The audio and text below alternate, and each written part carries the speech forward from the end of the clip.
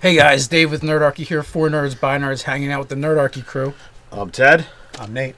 And Kevin VF asked us about how we generate ability stats and basically how we generate ability stats. What have we used over the years? What do we like? What do we not like? So we've run the gamut. We've done a bunch of different things. I do remember doing 3d6 straight down before. We've done that. I do not like it. We've had one of our most successful games based off of that one, and I actually dropped two really high numbers on one set, and I wound up playing against type. What we did, what was it? We did 3d6 straight down twice, right? I don't think so. No, it was 3d6 straight down, but I think we did it back then. Ones were sixes. Yeah, so you couldn't actually get 3 ones. Right. So I wound up having a 18 strength and an 18 intelligence. Fighter mage? I did fighter cleric. Ah. Close. And you had like an 1899 strength or something. Or did you have an 1800 strength? I had an 1890. An 1890. Yeah, it was something ridiculously high. And if you didn't play Dungeons and Dragons before 3rd edition, you have no idea what we're talking about. But don't worry about it. It's all good. I like the point buy system more the new one. I mean, it might be exactly the same. Prior to 5th edition, I hated the point buy system. I hated, use these numbers, which, now is just the basic stat array. And I've actually sat down, for an hour, all right, let me roll 4d6, drop the lowest, and just roll a whole bunch of sets and see what I get.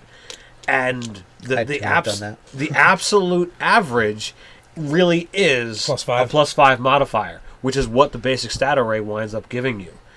And out of all of that rolling, I rolled maybe 1 or 2 sets that were in every way, shape, or form superior to the basic stat array. Because I got an 18 and a 17, but I've got a 4 and a 3, or other things that just totally kill it. Here's why I like the stat array and the point buy. Is for one, all the players are kind of on equal ground, level playing field. Which, I know some people don't care about that and balance or whatever. And the other thing is, you just have certain players that you have to, come on, you didn't roll 2 18s. You gotta watch them. It's and you know what? I don't want the extra stress and drama at the table of figuring out who rolled what, and but that being said, I've totally called Mark out and be like, you're going to roll these dice right in front of me, and he rolled the best stats I've ever seen. I'm like, you jerk. And there is that. I mean, we've all had games where the DM says, okay, well, we're doing character creation, and I'm going to watch you drop those numbers. And there's times that it works out well, and there's times that it doesn't. Before 5th edition, the general methods that we've used, we've done 3d6 1s or 6s. We've done 4d6 drop the lowest. We've also done 5d6 drop the 2 lowest. So I think we've also done 4d6 2 sets. Take the set you like. Yeah, we've done that one. That one's fairly common. 4d6 drop the lowest, roll 2 sets, take the actual set that you like, not just the 6 best numbers. In the ridiculous game that I ran, which was the Gestalt with 3 ECL, did we use a different method for that for rolling? I don't remember that one. I want to say it was 4d6. Keep the best. Roll 2 sets. Keep the best 6 stats. It's possible, but I mean that started off as absurdia, because you're talking about a Gestalt game. For you guys out there who only started in 4th or never got heavily into 3rd, Gestalt means you've got 2 classes. Any overlapping abilities you don't get doubled, but you choose the best hit die. Anything you're proficient in, you're just proficient in it. But you get the class features from both classes, so you gain 2 levels for every It's level. like multi-classing without multi-classing. Right. But then we tacked on a template on top of it. So it's I'm a fighter, cleric, half-demon, orc. Okay. And then the game was run completely dungeon crawl style. Yeah. It was just ridiculous, slathered with more ridiculousness. So it was very fun, very absurd. So with that kind of thing, the crazy stats totally fit. Yeah, yeah. It was, and I think that was my brainchild. Absolutely. I decided. So after running, like I used to be a hardliner. I'm not running anything but pure fantasy, Tolkien-esque. There will be no black powder. There will be none of this nonsense in my game. I refuse to have it. Not at my table. Yeah, right. So after doing that for like a decade or so, I started getting kind of bored. To be honest with you, I'm like, all right, steampunk, mechs, and gestalts. Everything went because I went on a tear. We did that. Then I started coming up with my Shattered Realm campaign setting, which was essentially high magic, high psionics, steampunk, and using black powder. Yeah. And flying airships. Yes, absolutely. You got a little taste and you just wanted it all. And yeah, we just threw it all in there. So what did you? Is that the Gestalt game you ran, or you ran a few other? No, you know what? Right? The Gestalt setting might have been in that setting, but it really didn't matter because it was just dungeon crawl. Yeah, it was just you were just going into the dungeon deeper and deeper. Mm-hmm. Nothing really had to make sense. You were going to kill monsters. Diablo style. Yeah, it was absolutely Diablo style. Total mental junk food. So what kind of stat rolling did you do for? Well, not for Gestalt, but the other games. Okay, so when I actually started that campaign, I actually handed out characters and say, "Hey, here's a bunch of pre-gens. Pick a character." No, I think it really was just you're playing this guy. So, it might have been. Maybe I made you guys roll dice to see who got the picks. I think that might have been it. All I know is that when it came my turn, it's like, here you go. This is who you're playing. I'm like, really? I'm not really into this guy. Well, you are now. And that was, I'm pretty sure that was just 4 dice 6. I may have even put them where I rolled them and decided what kind of character they were going to be. Right. So nowadays, we did Ryan's Dark Sun game, and he went with a point buy from Pathfinder, which he went with like a higher point buy. Yeah, he went with 30 supreme points. Yeah, it was 30 points to build your character. He's like, well, it's Dark Sun. So we gotta rev this up a little bit, because Dark Sun is known to have those higher stats to begin. But I mean, second edition, I think you could have a 24. So, right? Yeah. Yeah. I find the problem with 5th edition is though, which we almost had a player that was going to come to the table and he rolled his stats, and when everybody else went with a point buy, and he was going to have a 20 at the table at first level, which is huge in 5th edition. I mean. You max out a 20. I had an 18 for a rogue, and I was like, "This is just I feel a little too powerful right now, having an 18 in my decks." I used a finesse weapon. Yeah. I had thieves' tools. I was an insane plus for using thieves' tools and disarming traps. So it just seemed just seemed high. Dex was your thing, and you had an 18 in it. That's a major advantage. A single point or two higher than the rest of the party. Is equivalent to multiple levels. Yeah, it's like 4 or 5 levels. So to that, plus 4 damage, plus 4 attack, plus 4 to every dex space skill. Yeah, because if you compare ability stats to the proficiency bonus essentially, and what does that go up at 4th or 5th level? Yeah. So it's a plus 2 for a long time. Yeah, that's what I mean. So that it's a big deal if you have a character that starts off. With that 20 in a stat. So I have to say that my favorite right now that I'm playing 5th, and I've had all the fun of having 18s and craziness from being in 2nd edition. I really like just doing the stat array. I'm on the same boat. Again, I spend all that time rolling to compare, and I'm like, well, unless you're making that character that every single stat is important, and you don't want a single negative, it's like, well, doing the basic stat array. If you put your prime stat with a prime race for your class, that gets you a 17. I actually like the point buy, but it's the same. You get the same amount of points. Yeah. Well, the point buy is nice because you can get that 16 without. You can get this. No, you can't get the 16. You still maxes at 15. Still maxes at 15. The only thing that's nice about it is you can customize it, and in my opinion, there's no reason to take an odd number. Yeah, this is true. So unless you get a plus 1. Well, exactly. So you're going to take an odd number. But you're only going to take 1, or 2 for most of your racial bonuses. And you can go with getting no negatives, if you want to. Yeah, you can. Yeah, I mean, I've done different things. I've dumped 3 stats, and I've done no dump stats. It all depends on the character. Because I think you can get straight 12s with that. straight 13s or something with the point by system. 13s. 12s and 13s. So yeah, you can get 15, 15, 15, 8, 8, 8. Yeah, you can be uber in a few things, or you can be very mediocre. Mm-hmm. You could play the ugly, dumb as rocks, no willpower, half work if you want. Well, or actually any race. You know, with the 15s in strength, dex, and con. And then put your pluses where they go. Yeah, you know, or you can do totally do a mountain dwarf, fightery class. Put your 15, 15, 15, in your physical stats.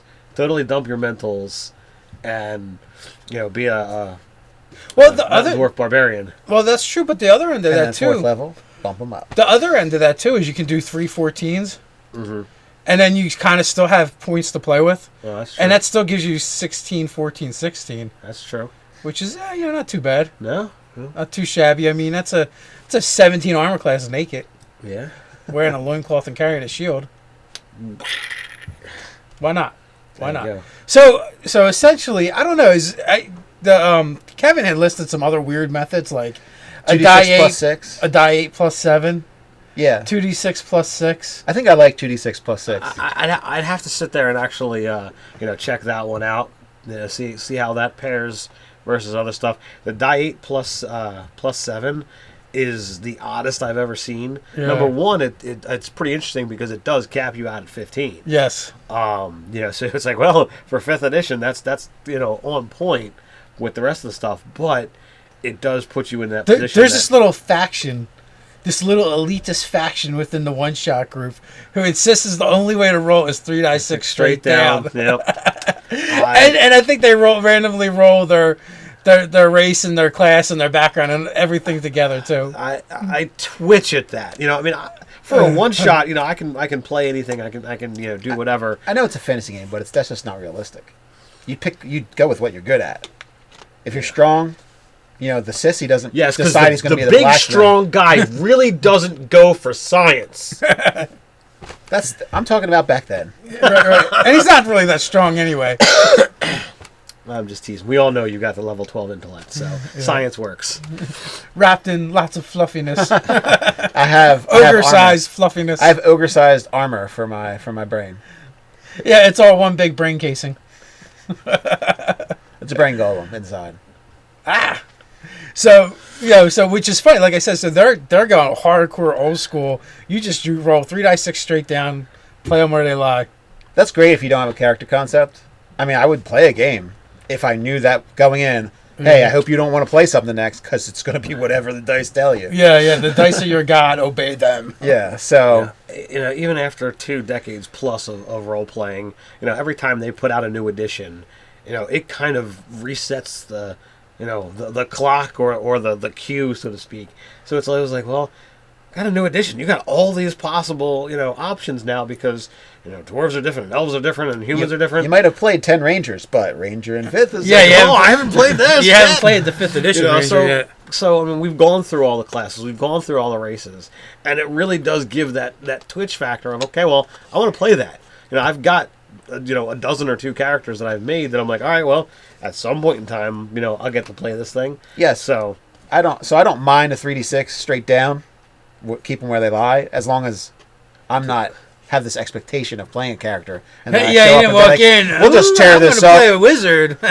Well, my only problem, with that, 3 die 6 straight down is, you can play anything off of it, but with that number set, your average is lower. So it's very, very possible that you're going to be running 7 to 9s, as your most common stat. Yeah. So if you're not able to say, let me just cope with all these negatives, and build that into a cool role-playing story. My name is Albert Food. Pleased to meet you. So I will say, I'm a number cruncher. There's definitely some power gamer in me. I like to be good at whatever the character's chosen profession is. So it's like, well, I'm going to randomly play a fighter who's got horrible physical stats.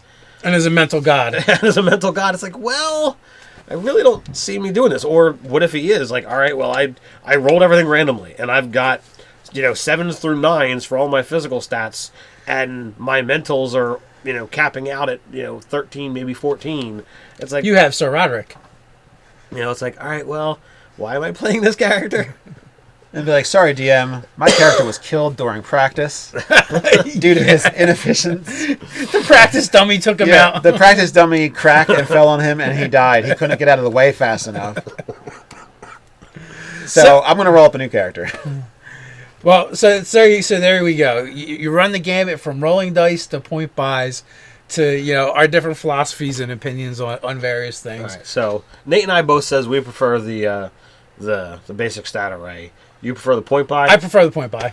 So I didn't get to put this point on the point buy. Oh, go for it. I mean, not the point buy, but the stat array. Is that I like that everybody has some kind of flaw. Yes. So that's what I like about it. I absolutely agree Scott with that. Garaby's game, I played a fighter warlock, guild artisan who had an 8 dex. And he's like, I'm really surprised, because in 5th edition with heavy armor, you don't really need a good dex. Right. I mean, it's going to hurt you for saving throws, which dex is a strong saving throw, and it's going to hurt you on initiative. But so my thing was, like, his patron came to him when he was dying because he was in a smithy explosion and an accident, which actually lamed his leg. So so I'm going with the reason why he has an 8 dex is because he walks with a pronounced limp. And he's prone to overbalancing, right? Due to it. So yeah, you're right. When you have that low stat, it does automatically build some character into your character. Like you kind of have to define. Well, why does he have an 8? What does an 8 really mean? Mm-hmm. It's just, and when you're looking at the stats and the ability scores, that's what all the scores. You kind of be like, you have to look at them and go, well, what does this really mean to my character? What does a 16 mean? Or if you rolled the dice, you got an 18. What does an 18 mean? I mean, if you have an 18 intelligence, you're like a freaking super genius. Yeah.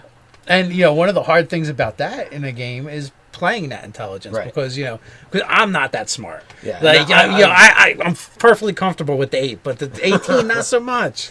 Because you can play down a stat to a point, but playing up anything, anything in the mentals can be challenging.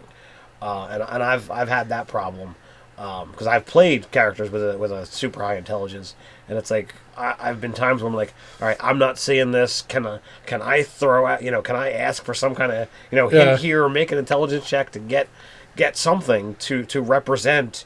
Hey, he's smarter than I am. Right. Help a brother out with something. Look. My character in your 5e game, he's got an 8 strength. He's a book nerd. He spends all his time in the library. He doesn't go out and do physical stuff. And the other thing, it's a tabletop role-playing game. We're not LARPing, so we don't actually have to role-play the physical stats, whether they're good or bad. Right. You know what I mean? Like, they just happen in the game. The mechanics affect that we can describe things. But it's not like like you said, like an 18 intelligence. Like, that person should probably look at the puzzle and just decipher it, where I'm like, I don't know. Or the wisdom, if you've got a high wisdom, it's like, can you be figuring things out that are like subplots or secrets that the DM has out there, and it's meant to be, hey, this will come up, long term, but should he be seeing some of that stuff ahead of time, so it's like, it gets tricky. Tricky.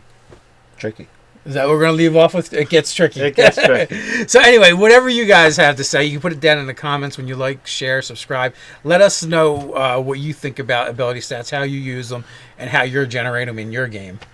You can find us over on nerdarchy.com. Go check us out on Facebook. Till next time, stay nerdy.